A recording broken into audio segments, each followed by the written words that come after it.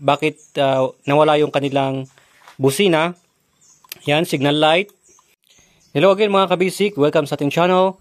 At gayon din sa ating Facebook page. At please like, share, and follow sa ating Facebook page. And subscribe naman sa ating YouTube channel. So ngayon, ang gagawin natin is i-troubleshoot natin tong motor na ito. Kasi meron din nagtatanong sa atin na bakit nawala yung kanilang busina. Yan, signal light. Wala. At saka, yung mga battery operated na headlight, wala daw yung headlight nila. No? Biglang nawala. So yun ang ating ito-troubleshoot or gagawin natin ngayon. So, una, syempre, test natin itong motor natin. Ayan. On natin. So ito, ang motor natin ay sira talaga yung kanyang ilaw sa neutral light. So, ilaw dapat yan, di ba? Pero syempre, sira nga, wala. Pero dito dapat, pag nag-on tayo, napasukan na yung ating accessories wire ng ating positive. Red sa ating Honda. At black naman sa accessories wire ng ating motor. So, dapat meron siyang mga signal light. Yan. Sa left side, tingnan natin. Yun, wala, no? Wala. Sa right side, wala din. Okay? At busina, wala din. So, ibig sabihin, wala talaga, hindi napapasukan ng positive yung accessories wire natin. Bakit kaya? Possible na yung positive natin ay wala siyang supply galing sa battery. Okay? Or possible na yung ating ignition switch ay may sira. Okay? Hindi niya hindi mag-contact ang positive at saka yung ating accessories wire dito. Okay, nag-loose siya, pwede din dyan. Or pwede din sa ating battery.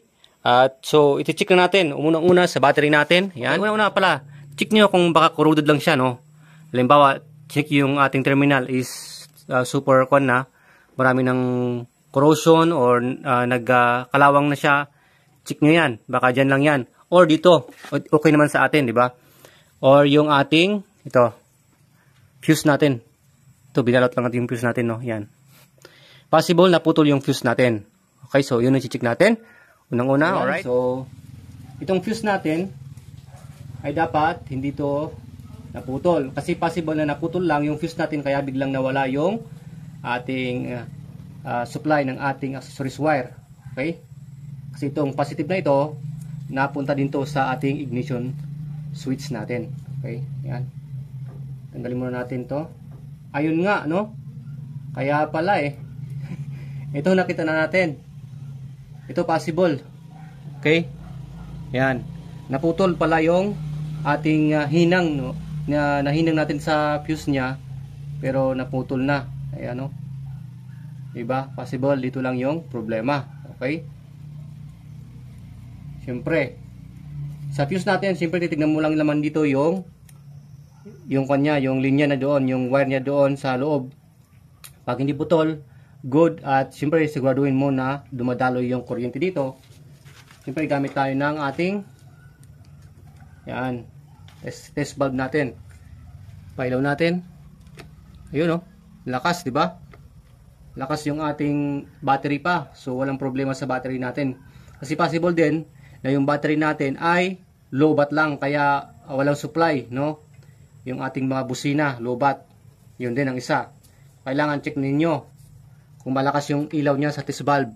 Okay, kung meron kayong multimeter tester, mas maganda din kasi yung multimeter natin talagang accurate yung, basta maganda yung battery ng ating tester, accurate yung kanyang reading. Okay? Alam mo kung ilan talaga yung laman ng battery mo or wala na, mahina na. Yan. So, check natin. Yan. Okay. Ayun. Okay. 12.64 volts. Good na good pa yung battery natin. Okay. Hindi naman mabilis na bumagsak itong battery natin. No? Pailawin natin.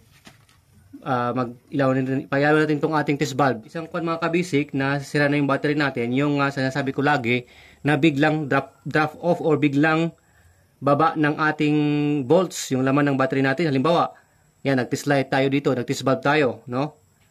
Pag ilaw natin ganyan, tapos yung battery ninyo, no, yung karga niya is bigla na lang nagda-drop off sa 11. Okay, 10, 9. Pero ito hindi, no? Tingnan niyo, no? Hindi siya nagda-drop off agad yung ating multimeter tester na yung reading niya. Okay, hindi mabilis yung pag-ubos ng ating volts. Ibig sabihin, good pa yung battery natin pag ganyan. Yan isang technique, isang diskarte mga kabisik. Alright? Yan. Diba? Hindi siya naubos agad yung laman ng ating battery. Okay? Alright, so nalaman na natin na yung ating battery is good na good. Okay? Ang problema lang talaga is dito sa fuse natin. Sa atin, yung fuse lang, no? Possible. So, ngayon, iaayos na muna natin to. Okay? I-connect na natin. Muna pansamantala at i-check na natin kung meron na tayong supply. May supply na yung ating busina. Kanina, wala. Ayun, meron na. Hindi lang okay yung ating horn. Okay, signal light. Yun, meron na. Yun, no? Okay? Kanina, yan. Wala, yung mga yan.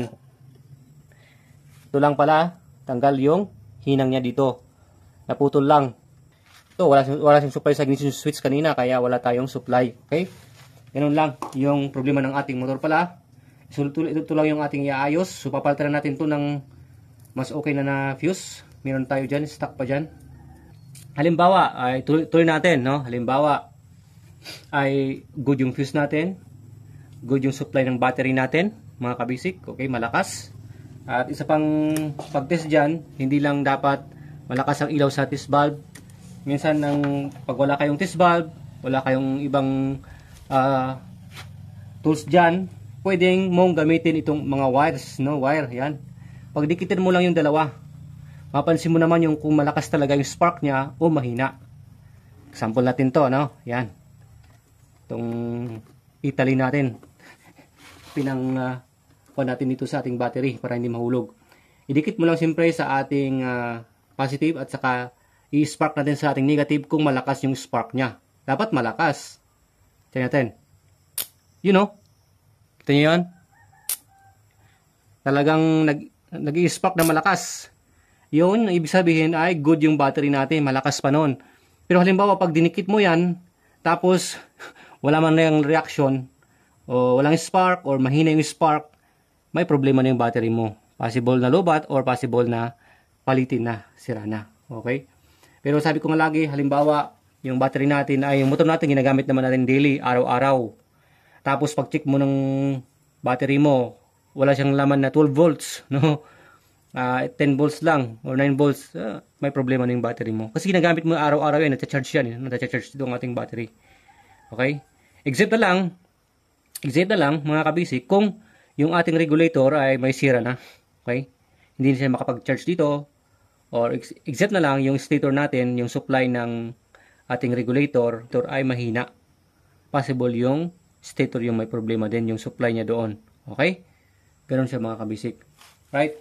Pero halimbawa, good na good dyan. Wala tayong problema dyan. So ngayon, dito tayo mag-check ngayon sa ating ignition switch. Check natin yung positive wire. Yun na natin tatanggalin. Positive wire natin. Okay? And then, i-connect mo yung test valve natin, yung sa negative. And then, check mo yung positive kung may supply. Good. Kung i-on mo to, tapos may supply dapat yung accessories wire. Kung wala, dito yung may problema, ignition switch natin. Possible na corrosion. Maraming dumi o corrosion doon sa loob ng ating ignition switch. Kailangan mong tanggalin to. Pwede mo naman siyang ilihain or pwede mong palitan na buo kung gusto mo. Ayan. Okay, ganun lang siya. Pero kung good naman dyan, supply naman dyan, dito na tayo sa switch. Possible dito sa switch ng bawat ilaw natin. Itong ating switch ng ating signal light, possible dito, nadumihan, may corrosion or may nasira dyan, kaya hindi umiilaw. Pwede din yung horn natin, possible din na dyan sa switch natin dyan. Okay? Or walang napuntang supply dito, kaya ayaw gumana yung ating mga nakakabit sa ating accessories wire, yung headlight natin sa mga battery operated. Yung TMX kasi is easy, no? Galing sa stator. Okay? Yung supply niya. Okay? Ayan. So, yun lang mga kabisik. Thanks for watching. Please like, share, and follow. God bless everyone.